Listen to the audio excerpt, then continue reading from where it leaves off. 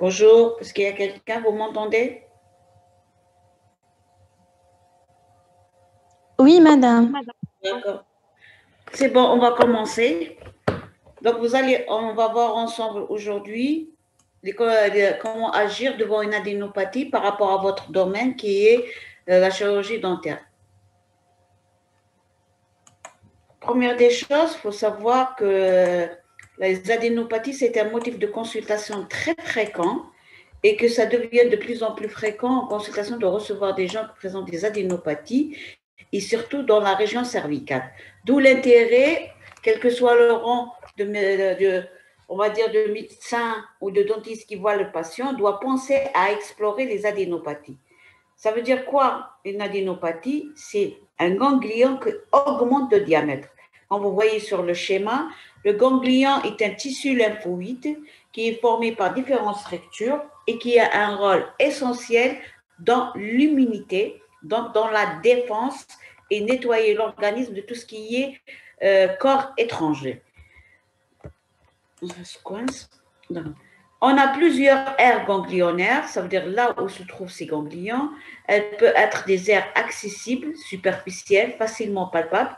Ce qui vous intéresse, vous, c'est la région essentiellement cervicale. On peut avoir ce qu'on appelle des territoires principaux, c'est le cervical, axillaire, inguinal. Ça, c'est des territoires qu'on examine le plus souvent de façon systématique.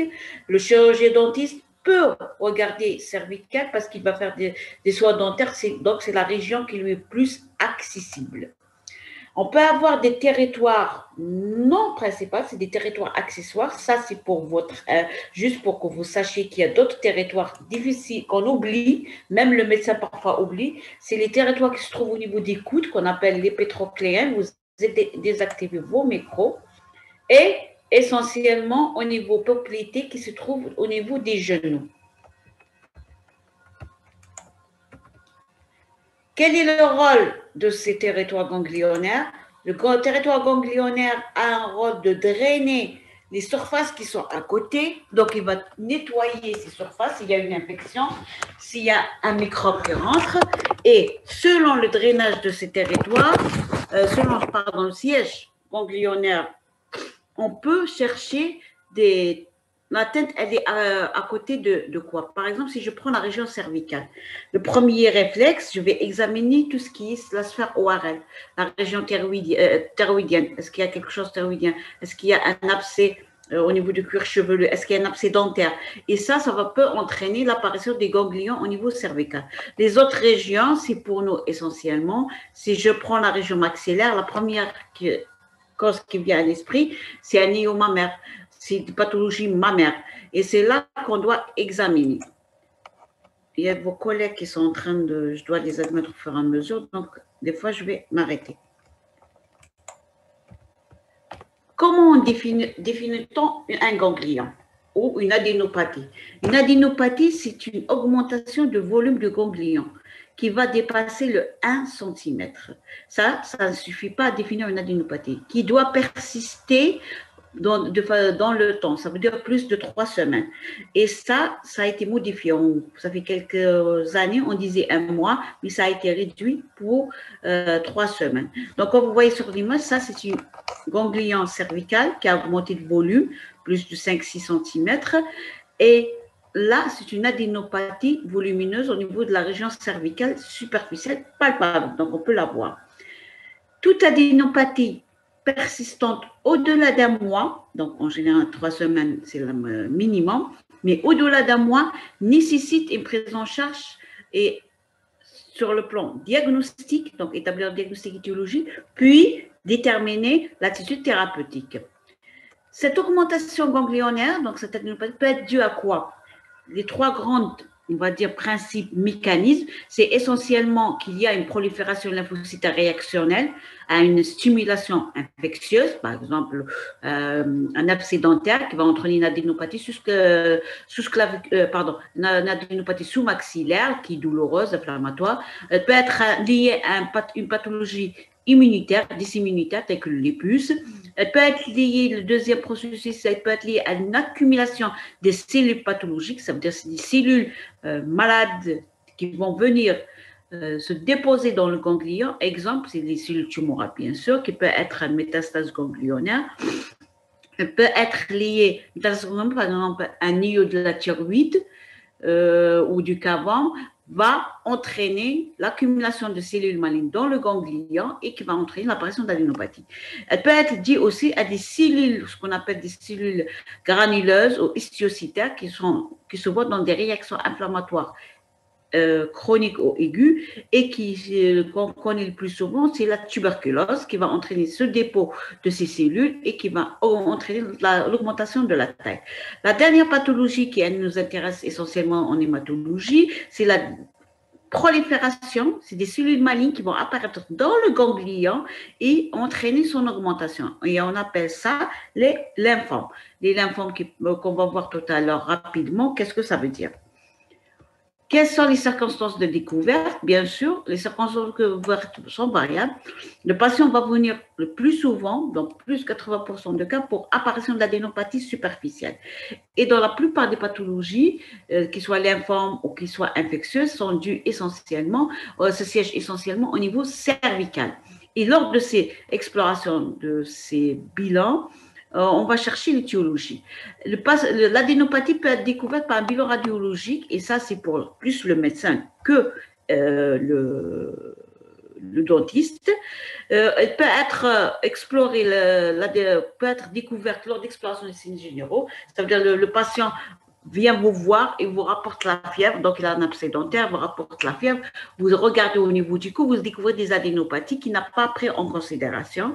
Elle peut être découverte lors des liées à des signes secondaires à l'adénopathie, par exemple un syndrome médiastinal, ça veut dire que c'est des adénopathies médiastinales compressives qui vont entraîner l'apparition d'un syndrome cave, donc une toux avec une œdème en pèlerin, c'est un œdème au niveau du cou, avec une circulation veineuse collatérale. Quand on regarde ça, il faut penser à explorer. Tout ça, ça va vous aider si vous avez des patients qui présentent toutes ces symptomatologies. Vous dites stop, attendez, je vais voir, j'adresse mon patient chez un médecin, il m'élimine s'il n'y a pas d'une urgence, puis je fais mon traitement ou les soins dentaires nécessaires. Ça, vous pouvez être à la face de ça et explorer. Quand vous regardez cliniquement, vous êtes dans le corps médical, mais vous pouvez regarder au niveau de l'adénopathie, s'il n'y a pas des adénopathies ailleurs qui peuvent un petit peu dire qu'il y a une urgence thérapeutique et intéresser votre malade. Recherchez des signes de compression, par exemple des œdèmes du membre inférieur, des œdèmes du membre supérieur, des œdèmes en pèlerin au niveau du cou. On peut avoir aussi un ictère. Donc tout ça peut vous orienter vers l'existence de ce qu'on appelle un syndrome tumoral ou des adénopathies selon les étiologies. Bien sûr, c'est pas toute tuméfaction au niveau cervical n'est pas toujours une adénopathie. Il faut faire vraiment attention. Elle peut être, par exemple, un abcès au niveau région cervicale, ça peut être, on va dire, l'augmentation de la taille de la thyroïde. Ça peut être essentiellement un kyste. Ça peut être un lipome. Donc, quand on doute, on peut demander une échographie. La crainte essentiellement qu'il soit pour le médecin ou pour toute personne explorant cette adénopathie, c'est l'anévrisme.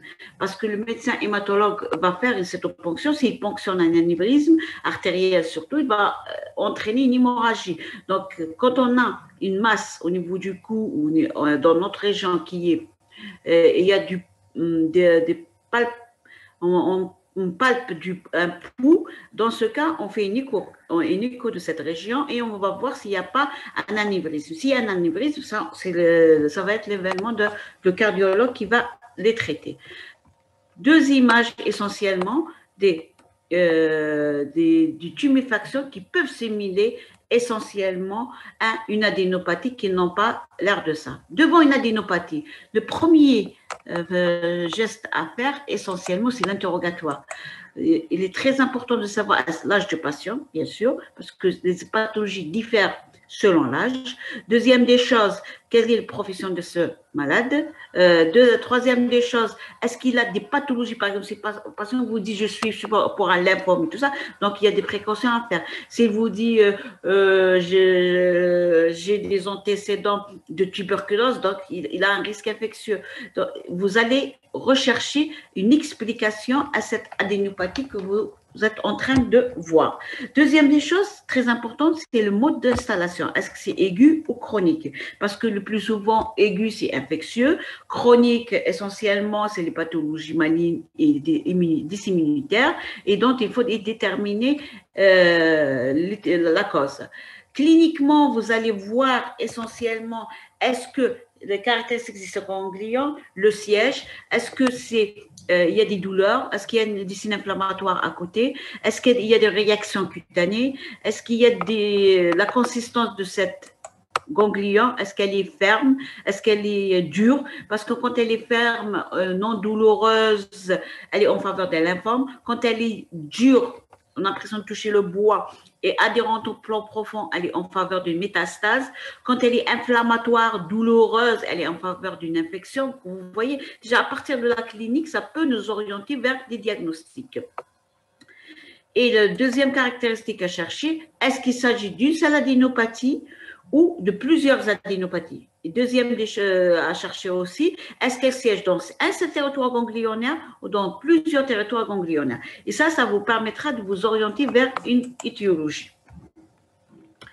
Devant ces adénopathies, quels sont les examens à demander? Ça, c'est bien sûr plus pour les médecins, mais il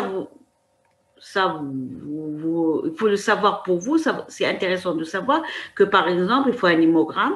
L'hémogramme a un élément d'orientation, il peut éliminer certaines pathologies malignes comme la leucémie aiguë qui peut donner des adénopathies, ils sont d'installation aiguë. Le frottis sanguin peut vous montrer la présence de cellules pathologiques qui peuvent être matures ou immatures. Radiologie pulmonaire, elle a un intérêt pour voir s'il n'y a pas des adénopathies médiastinales et s'il n'y a pas surtout la tuberculose pulmonaire. Pourquoi cette pathologie, essentiellement, j'insiste dessus? Parce qu'on est un pays endémique de la tuberculose et la tuberculose ganglionnaire est de plus en plus fréquente en Algérie.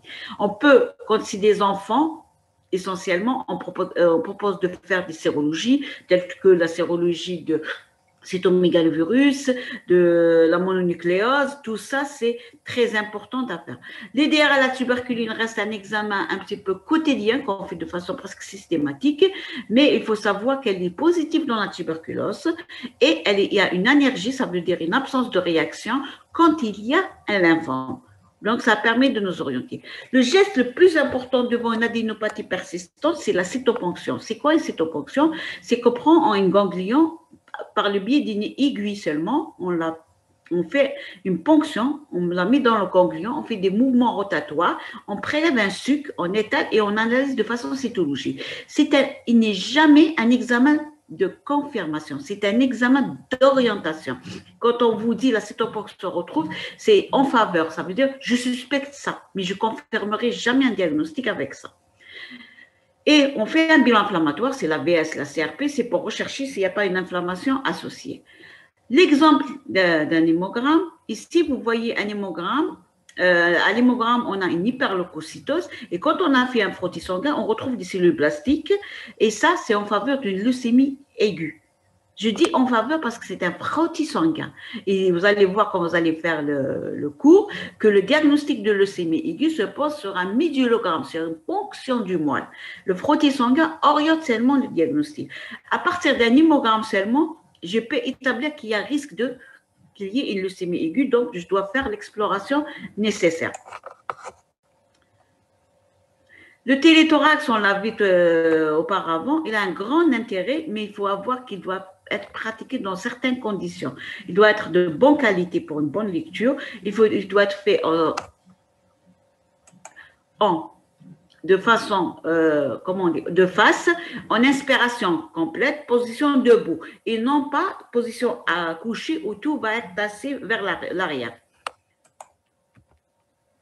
Des images, vous avez là un élargissement médiastinal, ce sont des adénopathies essentiellement médiastinales qui sont liées à la maladie d'Hodgkin. Quand on voit ça, on pense à une maladie d'Hodgkin, on dit de façon générale qu'il s'agit d'un lymphome. C'est en faveur, ce n'est pas confirmation.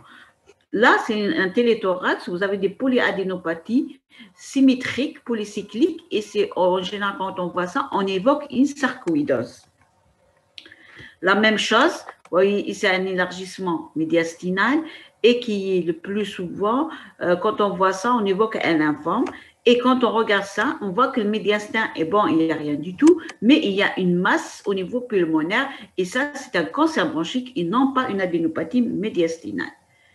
La cytoponction, on a dit quel est l'intérêt. Essentiellement, elle oriente le diagnostic, elle permet de voir quelles sont les cellules que je trouve à l'intérieur du ganglion et ça elle est très sensible dans plus de 85% des cas. La biopsie ganglionnaire est un geste chirurgical qui est de façon systématique pratiqué surtout en cas de pathologie maligne. Il a un grand intérêt diagnostique, histologique, donc c'est l'anapathe qui va l'analyser avec une immunohistochimie.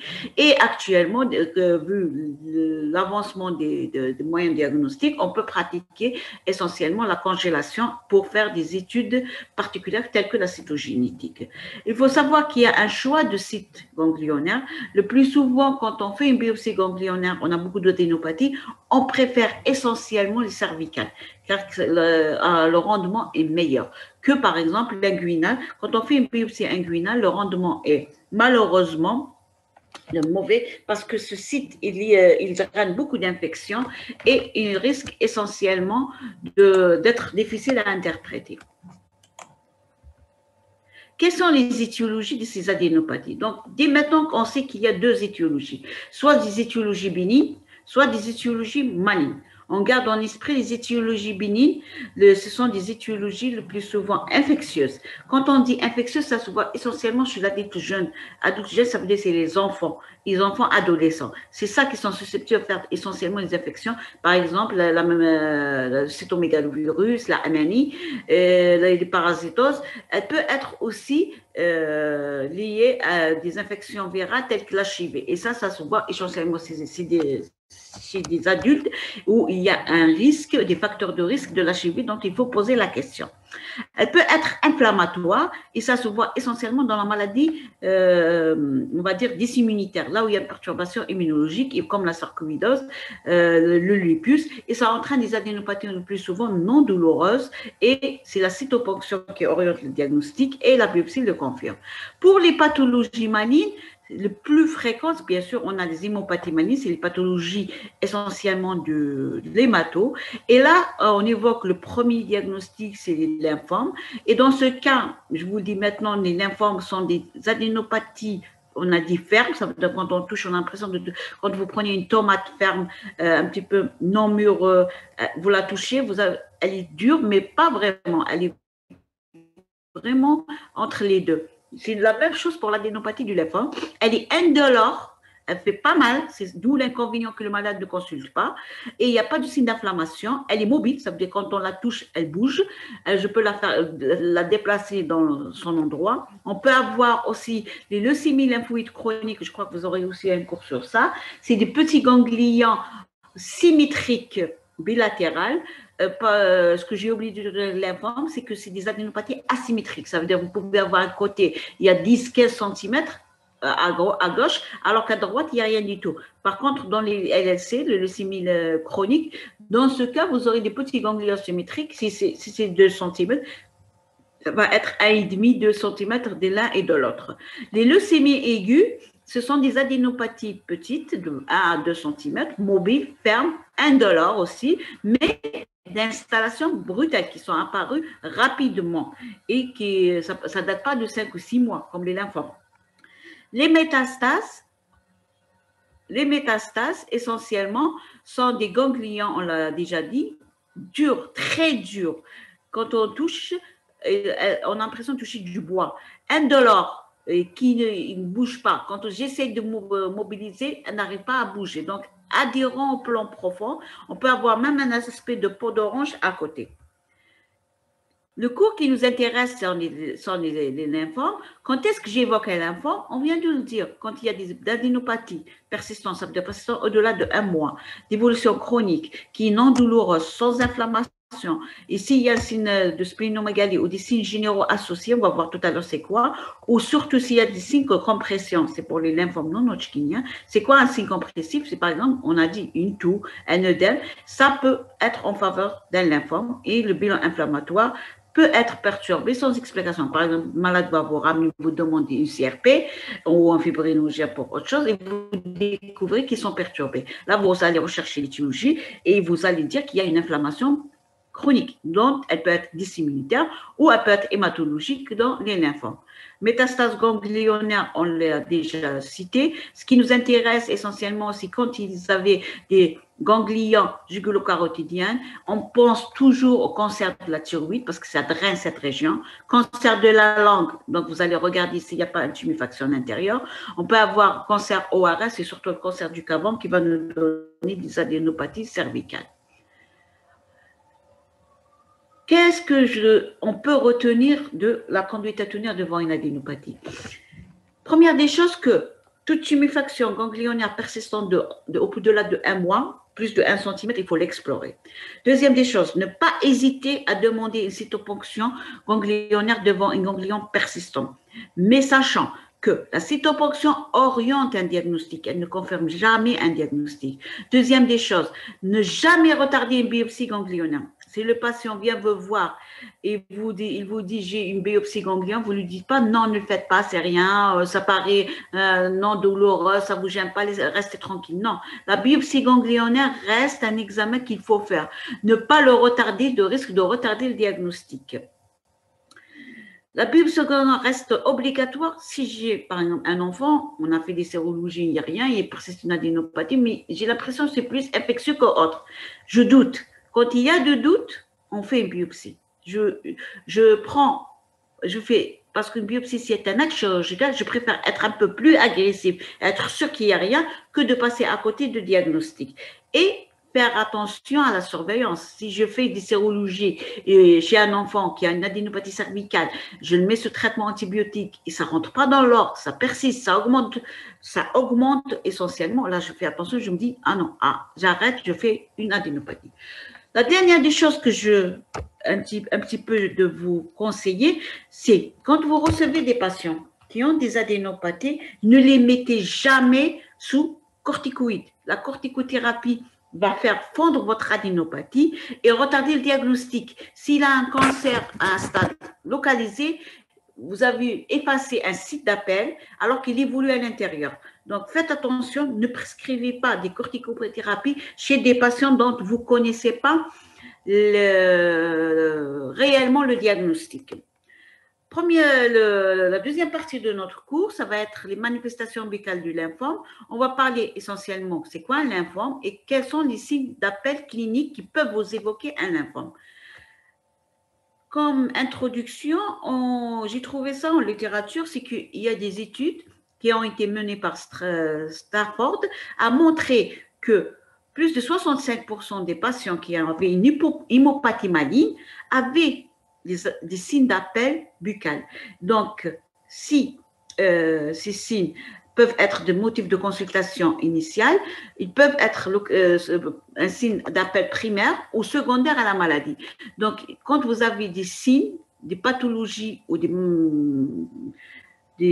par exemple, au niveau buccal, quand vous examinez, n'hésitez pas à adresser le patient à l'hémato pour le voir. On peut avoir, par exemple, des bulles hémorragiques, on peut avoir des ulcérations. Dans notre cours, qu'est-ce qui nous intéresse? C'est essentiellement des masses tumorales au niveau de la gencive, du palais, un ganglion susclaviculaire, toujours susclaviculaire, mais un ganglion sous-maxillaire, cervical. Tout ça, c'est des signes d'appel de pathologie maligne, donc il faut faire attention. C'est quoi un lymphome? Un lymphome, on l'a dit, c'est un cancer, c'est une tumeur maligne qui prend naissance dans le ganglion à partir de tissus lymphoïdes. Le plus souvent, on dit ganglionnaire parce que c'est le siège le plus fréquent. Mais sachant que cette tumeur peut prendre naissance là où il y a le tissu lymphoïde. Par exemple, au niveau de la gencive, au niveau des amygdales, tout ça peut être atteint d'un lymphome. Il y a deux grandes familles, le lymphome hodgkinien, le nom est dû à la personne qui l'a découverte, le monsieur Hodgkin, et le lymphome non hodgkinien, ça veut dire toutes les autres pathologies qui ne correspondent pas à la première. C'est quoi un lymphome hodgkinien?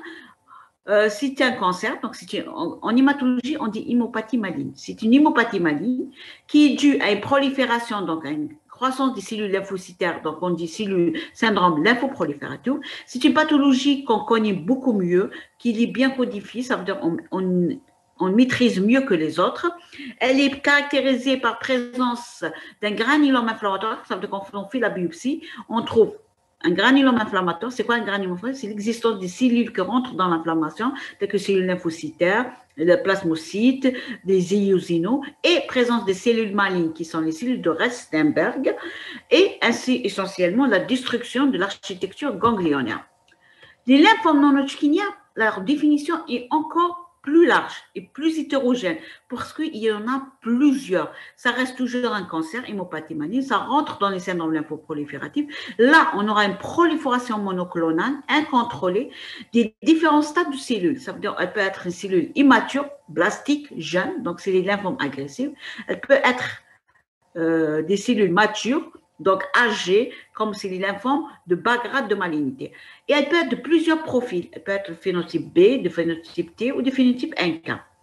Elle est très mal connue et leur prise en charge est très difficile et essentiellement, elle ne guérit pas tous. C'est un faible pourcentage qui va guérir.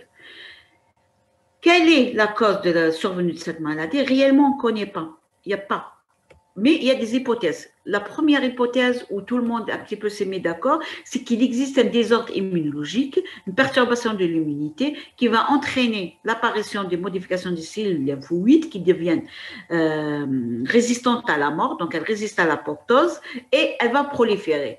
Qu'est-ce qui favorise ça? Ça peut être des infections, comme vous voyez dans le tableau, essentiellement des infections virales et des maladies auto-immunes et certaines professions, exemple le flair qui utilise des pesticides, des herbicides, ce que vous voulez, mais qui ne contrôlent pas. Il y a aussi actuellement, on admet le tabac et les radiations ionisantes et surtout les teintures du cheveu qui utilisent l'ammoniac. Comment elle évolue notre maladie? Alors, la maladie évolue de façon on va dire prévisible. Il y a 3 voies essentiellement d'extension de la maladie. En hématologie, on ne dit pas métastase, on dit extension. Extension de la maladie, elle peut se faire dans la maladie de Hodgkin de proche en proche. On va voir ce que ça veut dire. Dans les lymphomes Hodgkin anarchiques, ça veut dire qu'il n'y a aucune logique. Les 3 voies sont la voie lymphatique, ça veut dire on a un ganglion atteint, il y aura le ganglion à côté qui va être atteint et ainsi de suite. Donc, ça suit l'acheminement de la lymphe. Il y a la voie hématogène, les cellules cancéreuses, donc les cellules lymphomateuses passent dans le sang, ils vont aller vers un autre organe pour entraîner une localisation à l'intérieur, donc entraîner son atteinte. Par exemple, une adénopathie cervicale, lymphome cervical, qui va entraîner une atteinte pulmonaire. Donc, c'est par voie hématogène, c'est la voie sanguine.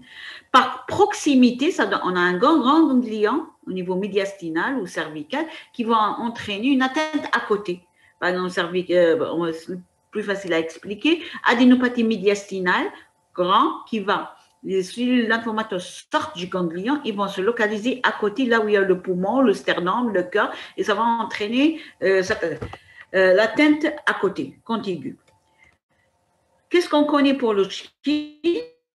Alors, pour le LNH, il n'y a pas de logique. On peut avoir un ganglion cervical, puis un droit, puis un inguinal gauche. Par contre, dans le ganglion,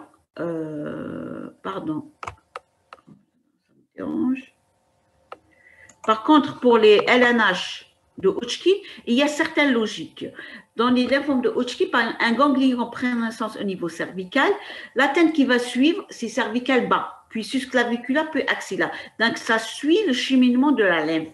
Et ça nous permet essentiellement de nous orienter vers le diagnostic. Quelles sont les circonstances de découverte de la maladie d'Hodgkin? La maladie d'Hodgkin est essentiellement découverte lors d'exploration d'adénopathie cervicale. Vous voyez, c'est là votre rôle.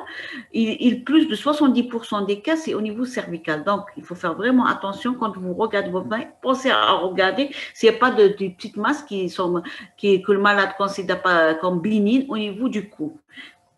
Rarement, peut-être des adénopathies profondes, ça ne vous intéresse pas, ou au cours des signes généraux. C'est quoi les signes généraux que depuis tout à l'heure je suis en train de répéter? C'est essentiellement l'existence du sueur profuse, des sueurs importantes qui surviennent la nuit, nocturne, et qui mouillent le linge. Le patient va vous dire, je change mon tricot de peau à chaque 2-3 fois par nuit, parce que tellement il est mouillé. On a la fièvre nocturne ondulante qui survient essentiellement au niveau le soir, qui persiste pendant plus de semaines et qui dépasse le 38. On peut avoir un amaigrissement plus de 10% du poids initial qui est survenu les 6 derniers mois et à la fin, on a les prurits. Ces signes généraux ne sont pas pathognomoniques des lymphomes. C'est des signes liés à une maladie évolutive inflammatoire. C'est des signes inflammatoires évolutifs. Quand on les trouve, ça veut dire que c'est une maladie qui évolue rapidement. Par exemple, la tuberculose, c'est le premier signe. Quand vous avez une tuberculose très évolutive, vous avez l'amaigrissement, le sueur, c'est lié à la maladie. Et ça vous oriente vers une pathologie. Ça, c'est les adénopathies cervicales. Et vous voyez ici que c'est très visible au niveau cervical par rapport à moi. C'est cervical gauche et si je fais le compte à peu près 3 sur 2 cm et c'est une adénopathie essentiellement à explorer. Je vous ai donné l'exemple des adénopathies axillaires pour avoir une idée comment ça apparaît. Ça peut être plus grand comme ça peut être plus petit. Quelles sont les manifestations buccale maintenant de la maladie d'Hodgkin? Réellement, en réalité, la maladie d'Hodgkin, elle est rare en manifestation buccale parce qu'elle est plus manifestation ganglionnaire. Mais il faut savoir, donc, dans certains cas, on peut trouver des petites tuméfactions, des amygdales tuméfiées ou des petites masses au niveau du pharynx. On peut avoir essentiellement une hypertrophie des glandes salivaires, donc vous palpez, vous les trouvez. On peut trouver des localisations, mais c'est exceptionnel au niveau de la gencive ou au niveau des l'os alvéolaires, mais c'est rare. Mais ça c'est décrit. Comment on fait le diagnostic de maladie d'Hodgkin? L'hémogramme, il a un intérêt parce qu'il ne montre rien du tout. Tout est normal, il peut montrer une hyperleucocytose liée à l'inflammation. L'idéal, la tuberculine, elle est négative, voire il y a une agénésie. La cytoponction va orienter le diagnostic et qui va nous permettre de voir essentiellement ce granulome inflammatoire avec l'existence de cellules de Rastenbach qui sont des cellules de grande taille avec un noyau polylobé et un nucléole proéminent. Ça veut dire que quand on le regarde, il est très visible. L'anapathe va confirmer le diagnostic. C'est l'examen clé pour poser le diagnostic de lymphome, qu'il soit hodgkinien ou non hodgkinien. Il va montrer ce qu'on appelle le bouleversement de l'architecture qui est détruite et la présence de relais de Stenberg. L'immunohistochimie reste l'examen clé, très important. Donc, c'est les deux examens, c'est l'anapathe, étude histologique et immunohistochimique, en déterminant la positivité de CD15 et CD30 pour le Hodgkin. Quand on établit ce diagnostic, on doit toujours effectuer un bilan d'extension. C'est quoi un bilan d'extension? C'est rechercher qu'est-ce qui est atteint d'autres. On reprend l'interrogatoire en recherchant les signes généraux, sinon on a oublié. Examen clinique de tous les territoires ganglionnaires qu'on a cités tout à l'heure et l'examen ORL par un spécialiste pour rechercher s'il n'y a pas une atteinte à l'intérieur. Bilan radiologique qui peut être standard ou spécialisé pour voir s'il n'y a rien à l'intérieur. Ponction biopsique osseuse, c'est une ponction pour voir s'il n'y a pas de localisation médulaire et bilan hépatique. Ça ne vous intéresse pas, c'est juste pour vous montrer, en tout cas vous l'aurez dans le polycope, les différents stadings essentiellement des Hodgkin. Le stade 1 et 2, c'est localisé, c'est quand l'atteinte d'un territoire ganglionnaire et du même côté du diaphragme. Stade 2, c'est qu'il y a 2 et plus. Et stade 3, c'est l'atteinte, elle est sous-diaphragmatique, ça veut dire des deux côtés. Le stade 4 qui est très mauvais pronostic, c'est quand il y a une atteinte essentiellement viscérale. Viscérale, c'est la moelle hépatique, le foie. Dès maintenant, on sait que le stade 1 et 2 sont bons pronostics, stade 2, 3 et 4, c'est très mauvais pronostic. Le traitement, je dis juste un mot dessus. Pourquoi? Parce que c'est important. Le maladie de Hodgkin ou les lymphomes de façon générale, reçoit de la chimio et de la radiothérapie. Alors là, à la fin, on va voir quel est votre rôle ici. Quand le patient vient vous voir et vous dit que je suis sous chimiothérapie, dès maintenant, je vous le dis, faites attention. Faites un hémogramme pour voir s'il n'est pas en aplasie avant de faire votre soin et surtout l'extraction dentaire. Deuxième des choses, mettez toujours votre patient sur traitement antibiotique prophylactique avant de faire vos soins pour éviter le risque d'infection. Parce que le patient présentant un lymphome, c'est un patient immunodéprimé. Pour les lymphomes non Hodgkiniens, c'est presque le même tableau que l'Hodgkin, sauf la différenciation, c'est quoi? C'est qu'il y en a plusieurs entités. Il y a ceux qui se développent rapidement, il y a ceux qui se développent de façon chronique. Rapidement, c'est les LNH agressifs. De façon chronique, c'est les LNH sur ce qu'on appelle de bas grade. La même manifestation clinique, mais ce qui caractérise le lymphome non-Hodgkinien, c'est l'existence des atteintes extraganglionales qui sont plus fréquentes. C'est l'atteinte amygdalienne, l'atteinte digestive, l'atteinte par exemple des gencives, l'atteinte cutanée essentielle qui, vous voyez ici cette image, quand vous voyez ici, c'est des lésions, vous voyez ça au niveau du visage d'un patient, au niveau du cou, il faut lui dire d'aller explorer, peut-être qu'il y a quelque chose de caché. On pense toujours au cancer cutané, mais ça peut être un lymphome cutané.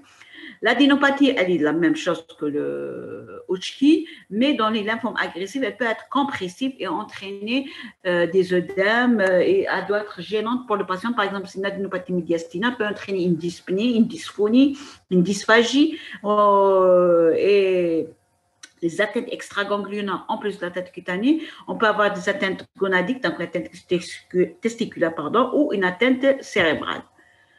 Les manifestations buccales initiales, on les a déjà citées. Ça peut être des manifestations primitives, ça veut dire que le malade présente les premiers signes, c'est ça, ou secondaires, ou lors de la rechute.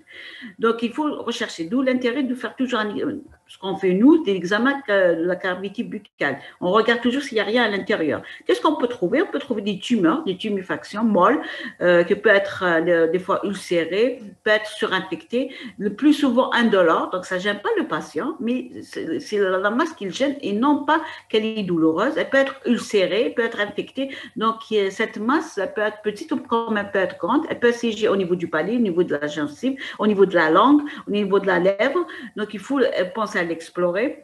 On peut avoir des lésions osseuses associées, quand on le verra tout à l'heure sur le scanner. Si vous regardez ici, vous avez une tuméfaction au niveau maxillaire, c'est une tuméfaction de la joue, c'est un lymphome de Burkitt qui touche essentiellement les enfants. Les lymphomes de Burkitt, c'est les lymphomes qui ont le plus de manifestations buccales ou maxillaires faciales. Elles se voient essentiellement chez les enfants. Elles sont rares, mais ça sont décrites. Elle peut avoir des manifestations digestives comme une masse abdominale. Elle touche essentiellement l'enfant. Et il y a aussi dans ces cas plus de 15 à 30% des cas qui présentent des pathologies mandibulaires associées. Quels sont cliniquement les signes qu'on peut trouver? On a dit on peut trouver une tumeur au niveau de la joue, une tumeur au niveau maxillaire avec une lésion estiolytique. On peut trouver qui peut être unique ou multiple, elle peut être infiltrante. On peut, quand on touche, on trouve qu'il y a un déplacement dentaire, on trouve des dents qui bougent. Donc tout ça, c'est un signe d'appel qu'il y a quelque chose qui est en train de se proliférer. On peut retrouver aussi une atteinte de la région orbitaire. On peut trouver toujours dans les lymphomes, ça on l'a déjà dit, on va le reprendre après, des lésions radiologiques. Si vous regardez, vous allez voir qu'il y a essentiellement au niveau des radios, parce que actuellement, le plus souvent, le dentiste demande des radiologies panoramiques. Il faut bien regarder s'il n'y a pas de lésions, surtout ostéolytiques, ou des déplacements dentaires inexpliqués, qui peut être un signe d'appel ou un signe qui compliquera essentiellement les lymphomes. Quelques images de localisation au niveau des gencives. Vous voyez ici un patient qui a une hypertrophie gingivale qui est liée à la maladie.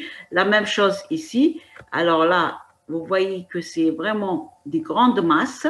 Ici, petite masse en face et qui est indolore sans autre signe à appel.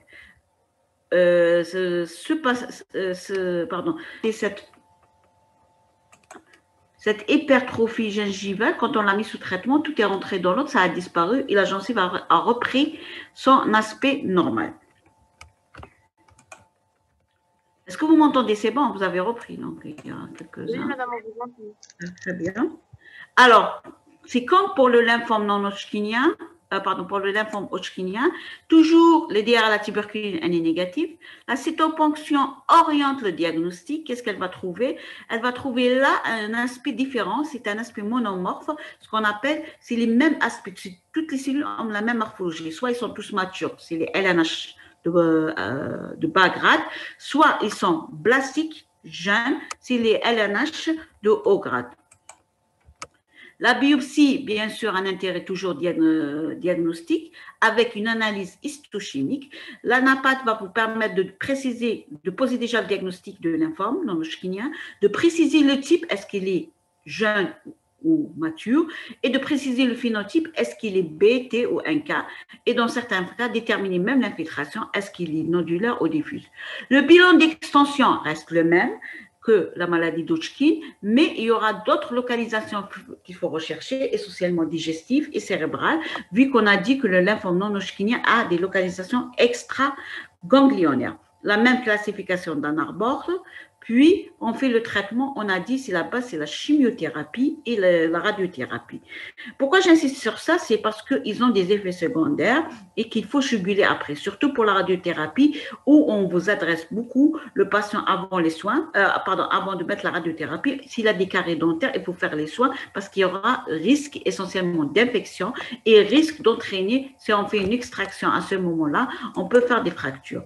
Le but de traitement pour toutes les deux pathologies, c'est obtenir une rémission. C'est quoi une rémission complète? C'est disparition de tous les signes de la maladie, qu'ils soient cliniques, biologiques ou radiologiques, puis espérer une guérison. Ces résultats sont meilleurs dans la maladie d'Hodgkin que dans les lymphomes non-Hodgkiniens. Et bien sûr, éviter et traiter les complications par rapport à la chimiothérapie qu'on utilise. Le pronostic, on sait que pour les stades localisés, les lymphomes, quel que soit le type de lymphome, il est de bons pronostics. Pour les stades étendus, il est de mauvais pronostics. Donc, pour vous, quand vous recevez un patient, quelle que soit la pathologie qu'il a, le meilleur examen que vous devez faire, c'est l'interrogatoire. Préciser, on a dit l'âge de patient, est-ce qu'il y a une prise médicamenteuse, est-ce qu'il y a pathologie traitée. Si la pathologie, le patient est traité pour quelque chose, demandez à son médecin traitant quelles sont les précautions à faire. Ne dites pas au malade, non, ça ne se fait pas. Le diagnostic est un secret médical. Il faut avoir un courrier du dentiste pour que le médecin vous réponde. Pensez à regarder, vous ne perdez rien de regarder la région cervicale et de voir s'il n'y a pas un signe d'appel, des lésions cutanées, des adénopathies. Regardez au niveau buccal s'il n'y a pas une masse qui vous pose un problème, une ulcération inexpliquée. Deuxième des choses, faire un bilan. Quand le patient vous dit « je suis pour un intibah phlémato », mais il ne sait pas pourquoi. On ne peut rien du tout de faire deux bilans essentiels. L'hémogramme, bilan d'hémostase. L'hémogramme, c'est pour voir s'il n'y a pas une neutropénie, qui est un risque infectieux, s'il n'y a pas de thrombopénie, risque hémorragique. L'hémostase, s'il n'y a pas de perturbation d'hémostase, et je risque, si je fais une extraction, de faire quoi? D'entraîner un saignement. Donc là, ces deux gestes peuvent un petit peu réduire tous vos risques de votre prise en charge. On peut vous envoyer les patients en mise en état de la cavité buccale. Ça veut dire quoi? C'est des patients qui vont recevoir de la chimiothérapie, où il y a un risque infectieux, de la radiothérapie, où le risque est plus grand encore. Et là, on doit nettoyer la cavité buccale et nettoyer toutes les caries essentiellement, soit faire soin, soit faire l'extraction, c'est à vous de décider après. Avant la chimiothérapie, il faut le faire rapidement. Quand le patient va vous dire « je vais chimiothérapie », ce n'est pas des rendez-vous une fois par mois. Il faut le travailler rapidement. Le risque infectieux est toujours là chez les immunodéprimés. Il faut toujours, quand on a une pathologie maligne, on ne perd rien du tout de faire une hygiène buccale, par exemple de mettre des bains de bouche et de lui mettre un traitement antibiotique prophylactique, puis vous commencez votre soin. Surtout, vous devez faire l'extraction dentaire. Parce que vous dites que c'est un patient immunodéprimé. Je ne peux rien de mettre sous antibiotique pour réduire le risque infectieux. Risque hémorragique, on a parlé, il y a toujours un risque hémorragique. Donc, toujours regarder le taux de plaquettes et de faire un bilan d'hémostase, vous ne perdez rien, de voir s'il n'y a pas un facteur favorisant du saignement avant de faire un geste invasif pour votre patient. Les caries dentaires doivent être traités de façon automatique chez tous les patients qui doivent recevoir une chimio ou une radiothérapie. Ça permet de réduire le risque d'hospitalisation pour septicémie.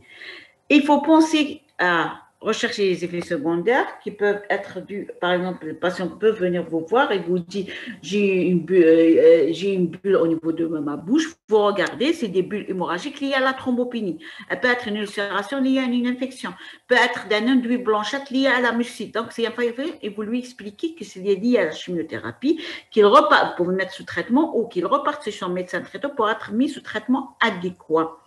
Et il faut rechercher aussi, quand vous regardez, vous pouvez avoir des perturbations cutanées. Quand on fait de la radiothérapie, on peut avoir essentiellement des lésions cutanées associées, donc, comme des infections ou une décoloration cutanée.